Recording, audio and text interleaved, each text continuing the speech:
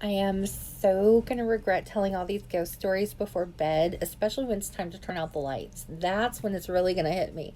But for now, I'm going to roll. So today, my grandma popped in and I was taking a nap. I was like super calm and peaceful and just feeling really good. And I needed that so much. But, anyways, I felt this feminine, comforting, warm kind of energy around me, like right in one spot, like somebody was standing there. And I'm like, who could this be? Because if it was somebody I knew, I would have recognized that energy. But this was somebody that felt familiar, but like an acquaintance more. And so I'm like, I bet it's my grandma. And I have reason to believe that. Um, so when my father passed away that morning, I heard a voice say, I miss my baby. I can't wait to see him again. And at first I'm like, oh, but then I was like, wait a second. No, because who are you and why are you talking to me? And if you were really my grandma, because all of a sudden it's like I knew who this voice was or pretending to be, which I think it really was, but I didn't know how to handle any of this. But I said, if you were really my grandma, you would have an Italian accent. And the voice didn't. It had no gender. It had no sound. Like, I can't explain it. It just didn't have a sound. It was just the words. So anyways, that day or that night, my dad passed away. There were a few other little things that happened during that day.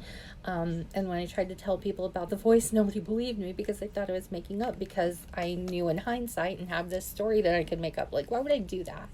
But anyways, so the point being, some years later, my brother and me were in the car together, and my nieces were in their car. So we pulled up to my house to grab something or whatever.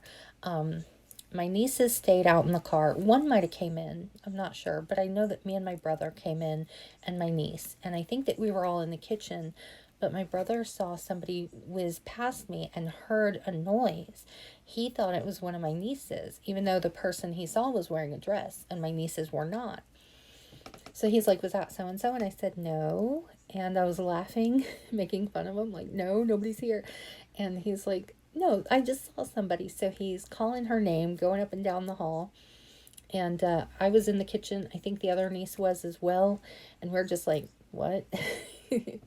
And so he called my other brother to see if he had seen any spirits in the house when we were growing up. And my other brother corroborated what he saw. And he said I was careful not to give him any details and let him tell me.